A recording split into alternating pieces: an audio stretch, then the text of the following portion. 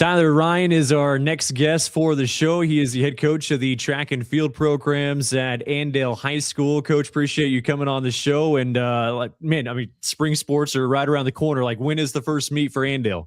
April 2nd is our first meet. It's a home meet that we host. We call it the Paul Bear Schmidt Invitational. It kind of honors Paul Schmidt, who was a longtime coach here. I think he was here for almost 40 years, coaching even after he retired. And so that's our kickoff. And then we always know that track is starting because the weather turns really nice. So we're rolling here and excited for the season.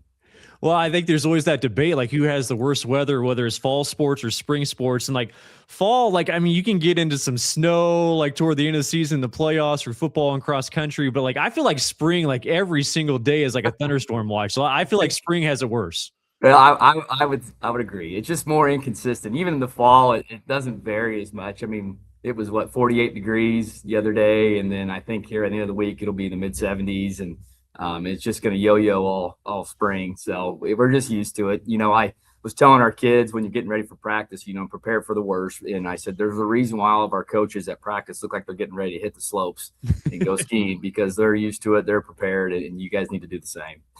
So as a coach for track and field, like, where's your mindset at right now? Like, what things are you trying to, mess with, before the season officially starts? We're just trying to get everything where it's just kind of roll with itself. A lot of our kids are still in basketball. We got kids in bowling. Hopefully our boys and girls make it to the state basketball tournament. So we're just trying to get that routine established, and especially with our younger kids, just identifying events that I think would be a good fit for them. So it's just kind of a fluid time frame for us in terms of just finding kids as fits. Hey, here's where we think you can help us as a team. Here's where we think you'd be a good event for you to continue to work on. And so it's just kind of getting that rhythm going for the beginning of the season. You talk about trying to find that right fit for kids in different events. Like, some of them I imagine are pretty easy. Like, okay, he's really, really fast. He's a good sprinter, blah, blah, blah. You put him there. But like, are there some that are maybe more challenging as far as where you're going to place them? Yeah. I mean, we spend a lot of time. I kind of do this game. We meet every day in our team room, and we kind of go over the game plan. And I spend a lot of time explaining to kids, this game we call is Name That Indian. And I show them progressions from former athletes, that kids that were not very good, but they just stuck with it and ended up, being a state scorer or, qualified for state. We've had a kid that was a high jumper, that was a 4.10 high jumper as a freshman, and ended up jumping 6.5 when he was a senior. Nice. So we just spent a lot of time with that in trying to get kids to be patient and be open to try things. And we try and rely on more of the technical stuff. Now, we always love kids that are fast and can sprint, but we try and push them into more technical events like the vaults and the throws and the hurdles and even the jumps, where we can use our advantage, what we have with our coaching staff, to help develop you to become the best athlete that you can. Name this Andale Indian. Is this like an official game show? Like, what's the setup for this thing? Yeah, I always have a presentation at the beginning of every practice, and with Mile Split, that website is just so cool, and you can go through and look at some kids. We graduated a girl last year, Arwen Hennessy, and her freshman year in the mile, she was in 17th place at our home meet, and that's not anything to write home about. Arwen ended up just working and became a talented athlete, scored in the mile, ended up running the 2 mile at the state meet. I think took third. I mean, she just was an absolute stud for us. And there was no real indicator when she was a freshman that, man, this girl's going to be special as she gets older. And it just goes to show the buy-in and the work ethic and what can translate from that. And so we just use that all the time with all the different kids in the past, that, hey, you can develop into something if you want to commit to it and work hard. You talk about the past. I mean, you see that sign behind you, just some of the tradition and some of the records there at Andale. Like, how much fun is it as a head coach, just seeing that success, some of these kids are having even at the next level? Yeah. I mean, I've got a wide range of background of different places I've been. And, when I came here, my very first year, I was an assistant coach. And the girls were state champions that year in 2017. And I even had to ask the coaches, like, hey, what's the routine here? They said, well, they do a trophy presentation. I'd never stuck around for that, never been a part of that.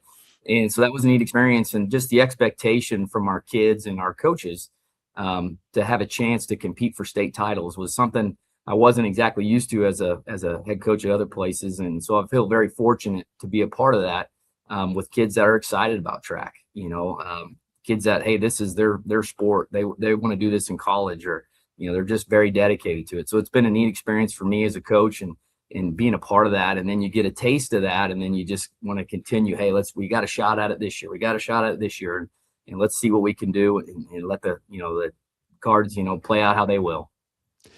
You able to spend a year as an assistant with Greg Smarsh, and you were telling me before he jumped on, he's referred to as the Godfather there, just the success and what he built at Andale. What was he like, and what was that experience like for you? Just kind of being able to learn from him.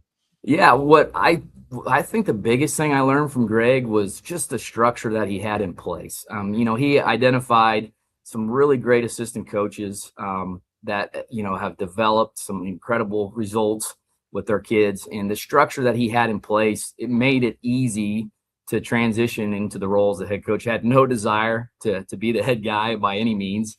I was really disappointed when he said he was going to retire and wanted to go watch his daughter compete. But the structure that he had in place has made the job so much more enjoyable, so much easier to manage with the number of kids we typically get out. And so that's what the credit goes to him in regards to that setup that he had in place, and just kind of handed the keys to the bus and said, here you go, keep it on the road. So credit to Coach Smarsh on that. I gotta imagine, especially as a first-year coach, and you probably felt like you're well equipped to succeed at Andale, but I gotta imagine, it made it a lot easier, coming out of right of the gate and winning that state title back in 19.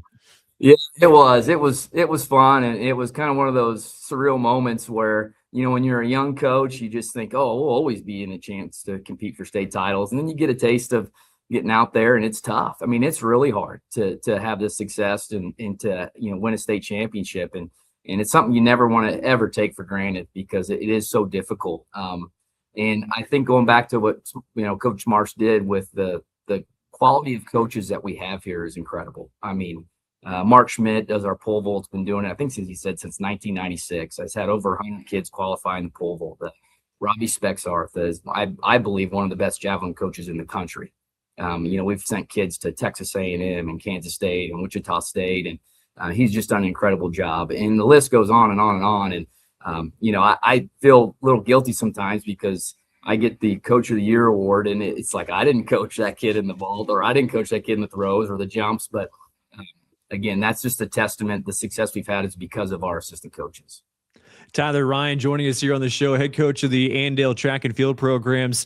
That success, and now, the girls and the boys programs there at Andale, you guys have won 5 of the last 6. Boys have won 4 straight state titles. It's one thing to have a really good class, and you kind of see that success build over their 3 or 4 years, but to be able to sustain it, multiple years past that, I mean, that kind of goes into more of that tradition and, carrying it on to other individuals.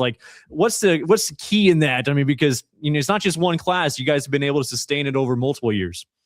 We spend a lot of time with our younger kids. I mean, I think we have 9 meets on the schedule just for our JV kids. And then I think also what's helped with the continuity is the amount of coaches that we have, and that helps where those kids are getting coached and developed. It's not, hey, you guys go over there and go throw, or you guys go over there and go run, and I'll be over there in 20, 30 minutes. So there's a coach there that's working with them. And so they see those results, they see that development, and then they get a taste of, hey, this is pretty fun, and I want to continue to do this.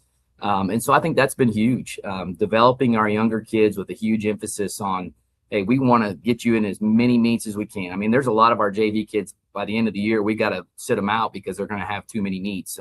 And we want to develop that. And our coaches are passionate about it. They work really hard to make sure kids get opportunities to go out and compete, because that's one of the most fun things about track is to get that opportunity to go out and do that and go compete.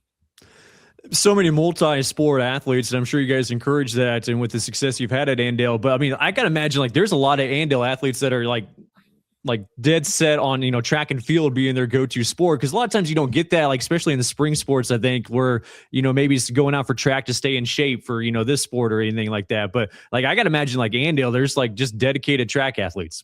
Yeah, we get some kids that it's very important to them, and they want to do track in college. I think one of our assistants, Robbie Spexarth, he had put together something on the amount of kids that we sent to college programs here in the last 10 years, and it was incredible. I mean, it's of all the great success we've had athletically here at Andale, we've sent more kids to the secondary or the post collegiate level. I guess that would be the collegiate level.